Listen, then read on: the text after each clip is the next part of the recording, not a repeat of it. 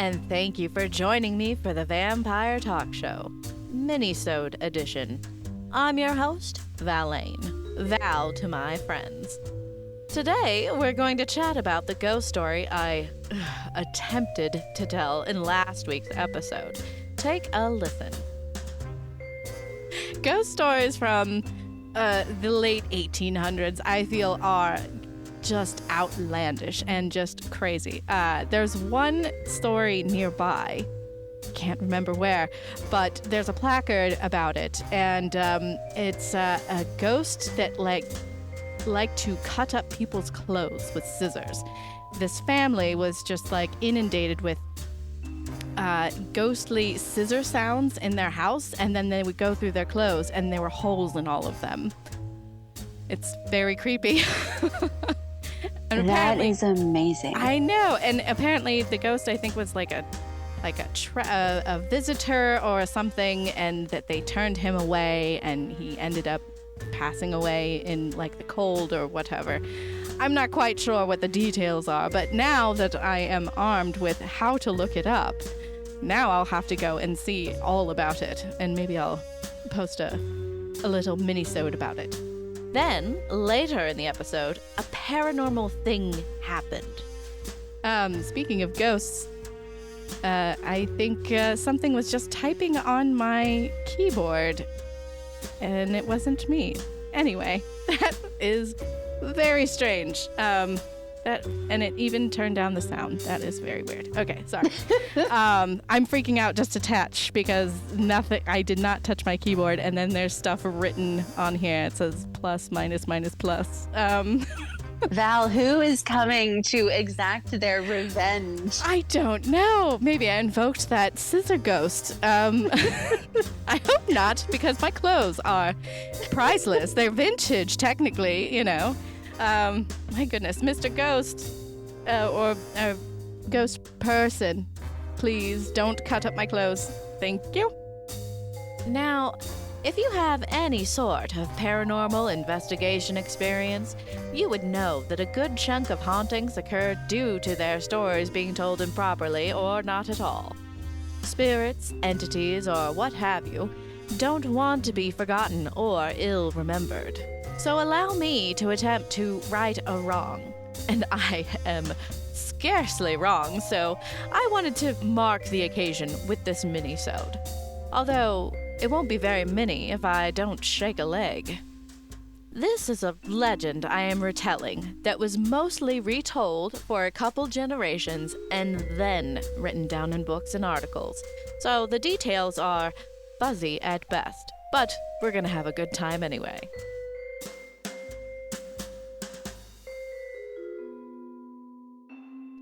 What I love about this ghost story is that it starts out like any classic. It was a dark and stormy night. Doesn't that phrase just sound so cozy? Go ahead and pause the episode and grab a warm drink like tea, or, in my case, fresh blood, and curl up in a blankie for this one. I'm not going anywhere. It was a dark and stormy night, sometime in the 1790s. The exact date is unclear. The Livingston family were enjoying a quiet night at home when a knock was heard at the door. Mr. Livingston answered the door, and there stood a shabby-looking gentleman who had gotten caught in the storm and requested a place to hunker down for the night. Mr. Livingston happily obliged and welcomed the stranger in. Now, this is typical horror movie 101 stuff. Mr. Livingston did the right thing by inviting the poor stranger inside to weather the storm. Had he refused, there would have been some sort of vengeance to be had. Hence my faux pas with the original attempt at telling the story. I was too used to the story tropes and decided that it was the most logical move for Mr. Livingston to set in motion one of the weirdest hauntings in American history. I digress. The stranger warmed himself by the fire, and Mrs. Livingston gave him a meal and some dry clothes. When bedtime came around, the stranger was given his own room. But the Livingstons were quite accommodating. Usually, in the 18th century, you were lucky to get a barn to sleep in, let alone your own room with a bed. After midnight, because that's when spooky stuff happens in stories, Mr. Livingston was awoken by noises coming from the stranger's bedroom. Apparently, the stranger had become quite ill and was convinced he was going to die before the morning. In his fear, he requested that Mr. Livingston go get a Catholic priest so he may confess his sins and be given last rites before passing away. Now, this is where it gets a little muddy. Some accounts say that Mr. Livingston outright refused to get a Catholic priest because the Livingston family was Lutheran and did not want a Catholic priest in their household. One such account ascribes the decision to Mrs. Livingston and paints her in a shrewish hue for the entire account. Honestly, it sounded more like an author taking liberties with a legend with fuzzy details and his frustrations from his own experiences out on a woman who had long passed. The other side of the coin, it said that Livingston couldn't get a Catholic priest because he didn't know where to find one. The area of Virginia they were in was predominantly Protestant, so there is kind of a weird point here where the question is, was the denial of a priest and last rites to this stranger due to a lack of resources or a lack of compassion?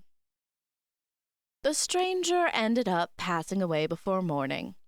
The Livingston family took it upon themselves to bury the stranger in an unmarked grave because they didn't know his name. They didn't know his name. They had a man spending the night in their house and they didn't catch his name. Again, the details are hazy. Some say he refused to give his name, but most accounts simply refer to him as a stranger and gloss over the fact that the family had no clue who the stranger was. Anyway, after the burial, the family returned home and soon were inundated with many weird occurrences that would plague them and their surrounding community for years. First, the fireplace in their home started spitting out embers like a bumpkin spits out seeds. The family constantly had to monitor the fire and put out little fires that started because embers would roll across the floor. Soon they would go without fires as much as possible, bundling up against the cold rather than risk the whole house burning down. In almost the opposite direction, candles were having difficulty staying lit. Candles would go out or produce a very dim flame within the house, but especially in the room where the stranger had passed. Noises were often heard in the middle of the night. Mr. Livingston would rise from bed to answer the door because he heard knocking, only to see no one on the threshold. The Livingstons also heard the sound of horses. They thought horses were walking outside their house, but every time they looked, there were no horses about. The sound was emanating from inside the house as well, which was peculiar, to say the least. But of all the sounds, there was none more chilling, to me at least, as the sound of phantom shears in the night.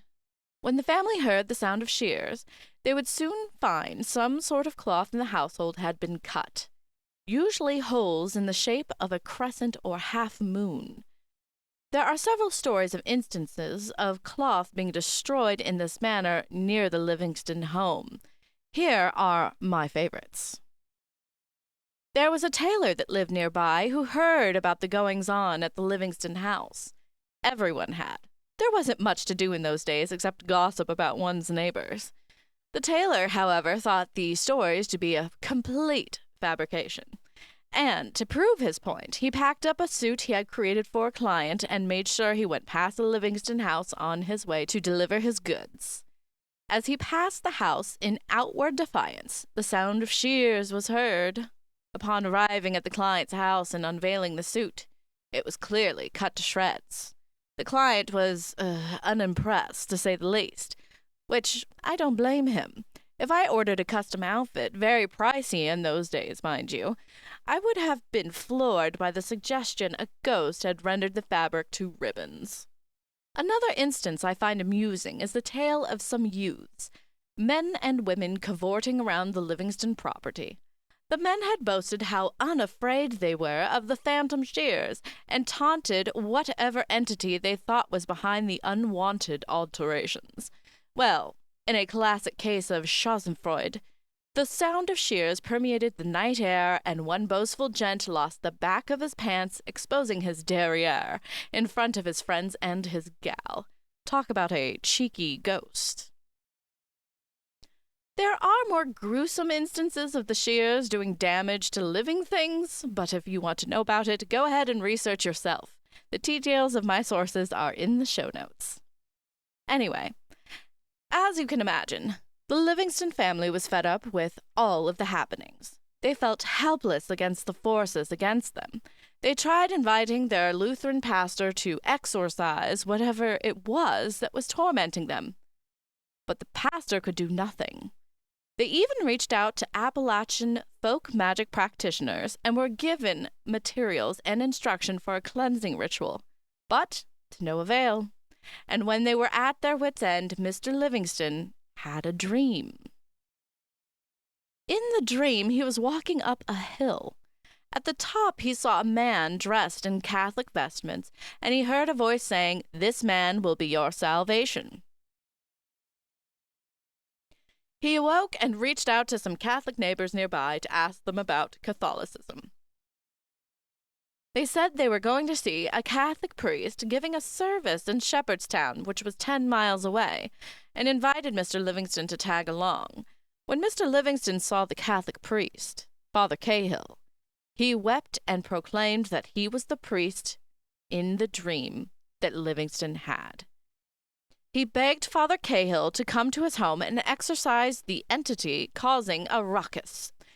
After much cajoling, Father Cahill relented and did an exorcism in the Livingston home, but not under official Catholic Church capacity. After Father Cahill's exorcism, the haunting stopped. No more occurrences of shredded clothing, candles not staying lit, and the fires from the fireplace embers stopped. Mr. Livingston was so grateful, he ended up converting to the Catholic faith and bequeathed 34 acres of land to the priest. It is now known as Priest's Field. The book, The Strange Story of Harper's Ferry with Legends of the Surrounding Country by Joseph Barry, lets readers know where exactly to find the deed. Quote, "In the county clerk's office in Charleston, Jefferson County, West Virginia, can be seen the deed made by Livingston and wife to Dennis Cahill, the supposed exorciser of the fiend. It will be found in book number 1 of the county records, and it conveys the title to 34 acres of land, the Priest's Field, to Father Cahill and his successors. Our esteemed friend, Clerk Alexander, will be glad to show it to anyone curious to see it. The deed is dated February 21st, 1802. Now, in the show notes, I have included a link to the deed, and you can see for yourself Mr. Livingston's signature. Isn't it wonderful that we can connect something so concrete to a legend that has been passed down verbally for generations? Just a wonderful thing. Anyway, there you have it. The legend of Wizard Clip that I shamefully mistold, and hopefully the spirit who messed with my keyboard is happier now. I hope you enjoyed this little minisode. Do let me know if you enjoyed it. Maybe I'll do more of these. As always, thank you for listening, and if you want to help out the show, please, for the love of everything unholy, rate and review this pod. It helps with the algorithm and inflates my delicate ego. That's all for tonight, kiddies. And remember, embrace the dark, the strange, the unusual, and well-researched ghost stories. They just may embrace you back. Please consider becoming a Patreon member of the show. You can be a Baby Bat Sticker Club member where you get stickers every month, or you can be a Tarot Speakeasy member where you can get a tarot reading and tarot cards sent to you every month. Please subscribe on patreon.com/The Vampire Talk Show. This has been an Opus Nox Media production. To find out more, go to opusnoxmedia.com.